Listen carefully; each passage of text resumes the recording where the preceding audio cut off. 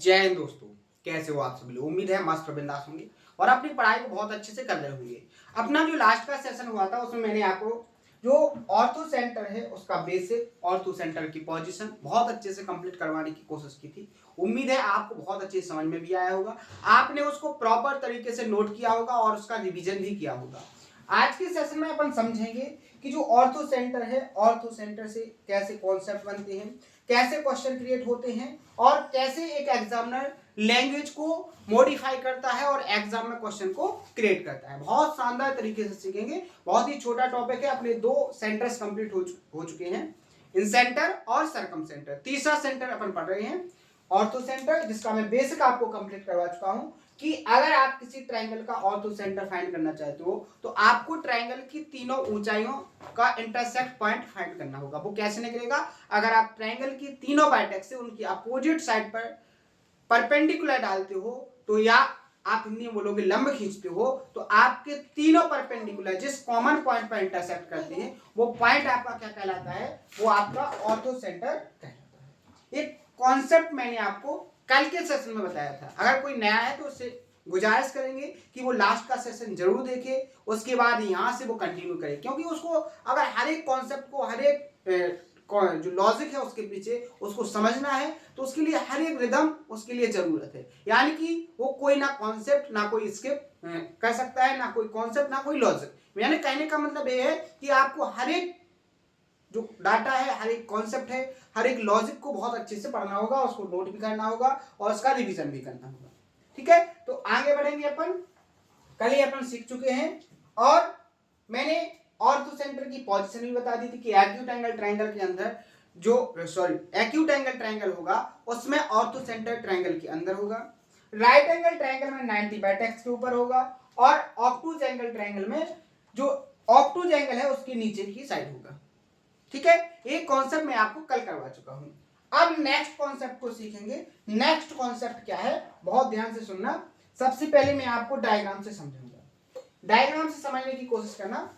देखो, अगर आपको कोई एक ट्रायंगल दिया है, आपको एक ट्रायंगल दिया है, मान लीजिए ट्रायंगल है ABC, ABC। ये ट्रायंगल क्या है? ABC। इस ट्रायंगल के अंदर आपने क्या निकाले? तीनों परपेंडिकुलर निकाले, तीनों वर्टेक्स से अपोजिट साइड पर तीनों परपेंडिकुलर खींचे इस तरीके से। ये आपने क्या खींचे? तीनों परपेंडिकुलर खींचे जो अपोजिट साइड पर 90 डिग्री के एंगल बनाते हैं। ठीक है, और जो एक दूसरे को इस पॉइंट पर इंटरसेक्ट करते हैं, जो आपका हो गया H। क्या हो गया? H हो गया। यहां पर मान लीजिए पॉइंट D है, ये हो गया आपका E, यहां पर आपका हो गया F। यहां पर आपको नजर आएगा क्या कि ट्रायंगल ABC के अंदर 3 ऊंचाई निकाली गई हैं, AD, BE और CF। तो यहां कॉन्सेप्ट क्या बनता है, लॉजिक क्या बनता है? लॉजिक बनता है कि जो ट्रायंगल की तीनों साइड्स हैं, क्या AB plus BC plus CA, यानी कि ट्रायंगल की जो तीनों साइड्स का सम है वो हमेशा ग्रेटर देन होता है किससे?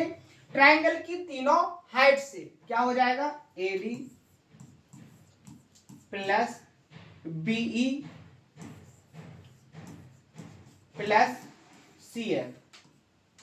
तो लॉजिक बन गया आपके सामने कि अगर आप किसी भी ट्रायंगल की तीनों साइड्स का सम करोगे और फिर क्या करोगे? उनकी ऊंचाइयों का सम करोगे, तो जो उनका ऊंचाइयों का सम होगा वो क्या होगा? लेस देन होगा ट्रायंगल की तीनों साइड्स के सम से। समझ में आया मैंने क्या बोला? कि ट्रायंगल की तीनों भुजाओं का अगर आप योगफल निकालो तो ये बड़ा होगा हमेशा और हमेशा किससे? ट्रायंगल की तीनों ऊंचाई, सेम उसी ट्रायंगल की ऊंचाइयों के सम से। जैसे आपकी ऊंचाई AD, BE और CF है, इनका योगफल ट्रायंगल की तीनों साइड AB, BC और AC के सम से कैसा होगा? छोटा होगा। मैंने आपको कॉन्सेप्ट लिख के बता दिया है। अब जैसे कुछ स्टूडेंट बोलेंगे कि कैसे, वैसे 70% स्टूडेंटों को समझ में आ गया होगा कि कैसे होगा। जैसे मोटे तौर पर मैं आपको बताऊं, एक अलग से, ये आपका ट्रायंगल है, यहां पर देखिएगा,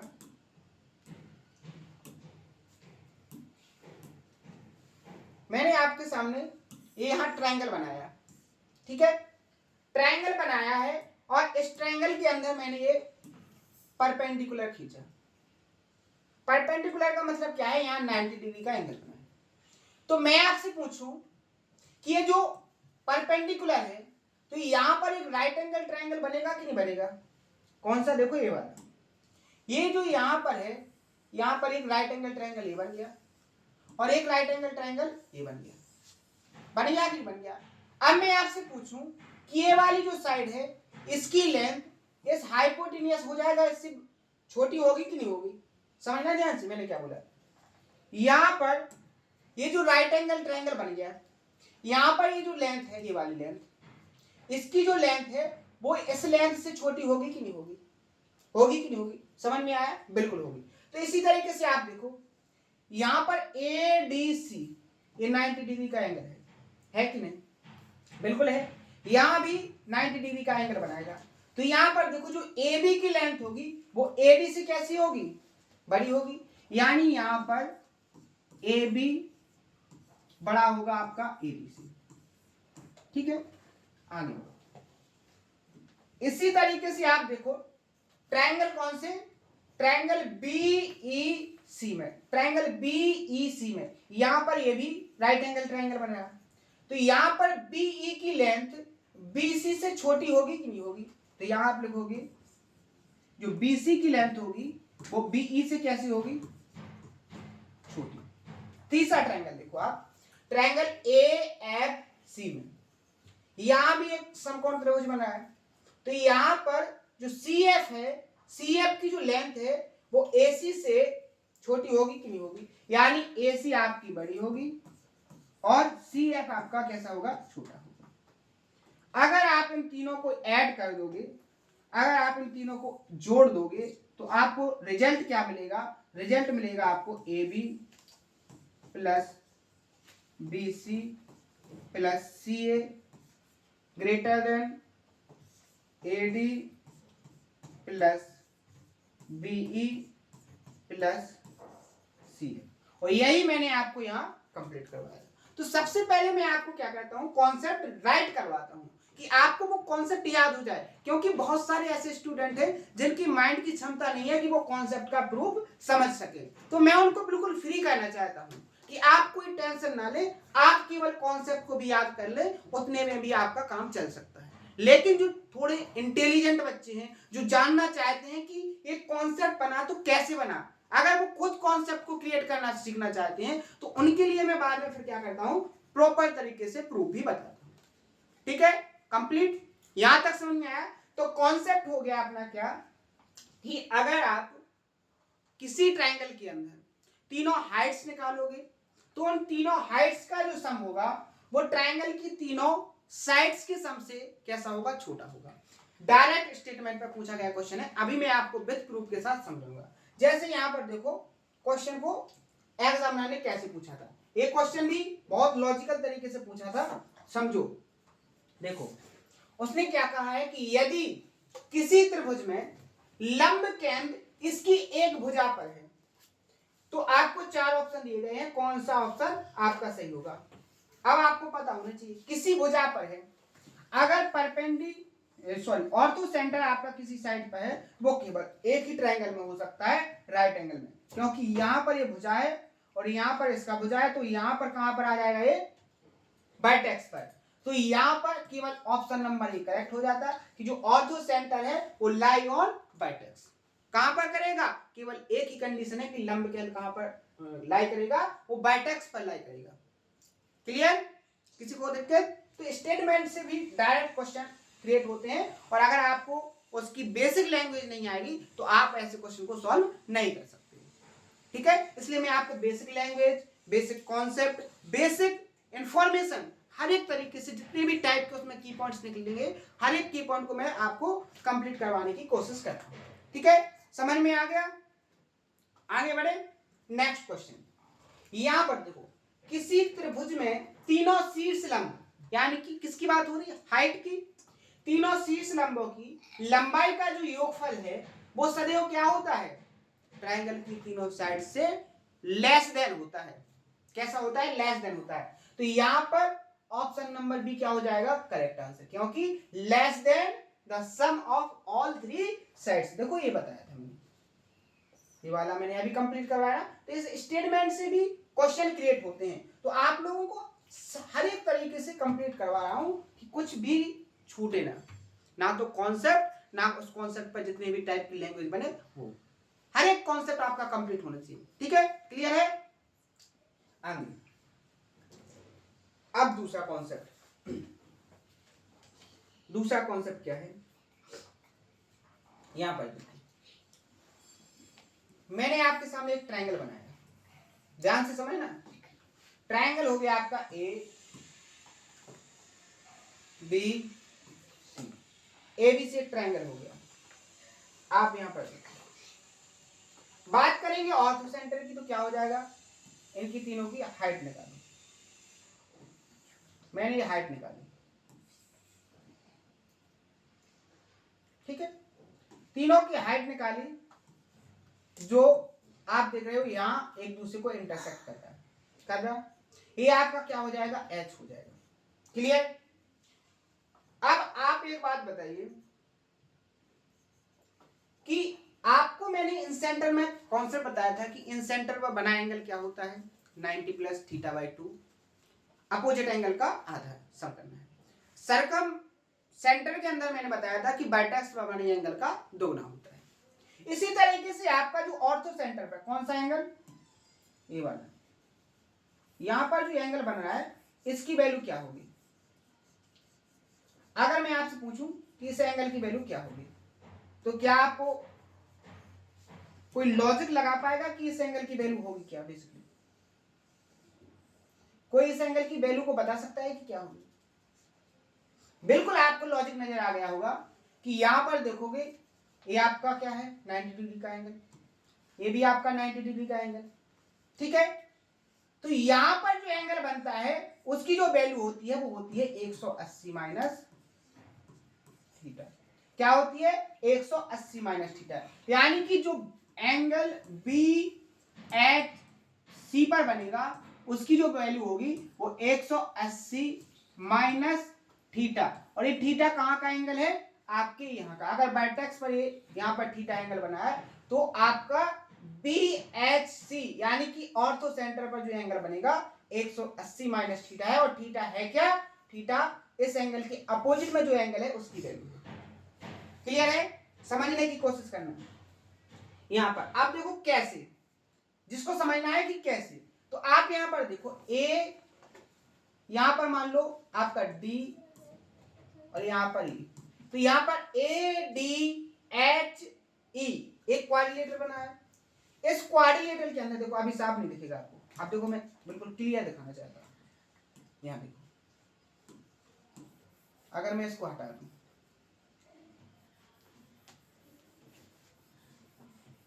इसको हटा दूं तो आपको समझ में आएगा। इसको हटाने के बाद आपको दिखेगा कि ये ए डी एच, ये पॉइंट एच है, ई एक क्वाड्रिलेटरल है। इसमें क्वाड्रिलेटरल में आमने सामने की ये जो दो एंगल है इनका सम कितना हो गया, 180। तो क्वाड्रिलेटरल की चारों एंगल्स का सम कितना होता है, 360 होता है कि नहीं। अगर दो कोणों का सम कितना हो गया, 180, तो मान लीजिए थीटा है, तो इस एंगल की वैल्यू क्या होगी, 180 माइनस थीटा, क्योंकि इन दोनों कोणों का सम कितना है बेसिकली 180 डिग्री। अगर ये थीटा हो गया तो ये क्या हो जाएगा, 180 माइनस थीटा। और अगर ये 180 माइनस थीटा है तो ये भी आपका क्या हो जाएगा, 180 माइनस थीटा, क्योंकि क्या है, वर्टिकली अपोजिट एंगल। ये क्या है आपका, वर्टिकली अपोजिट एंगल। तो समझ में आ गया कैसे होगा। तो यहां तक आपको समझ में आ गया कि ऑर्थो सेंटर पर जो एंगल बनता है वर्टेक्स पर बने एंगल को 180 से माइनस करना पड़ता है। यहां पर देखो, जैसे अब मैं आपको यहां पर देखो, इसको हटा दो,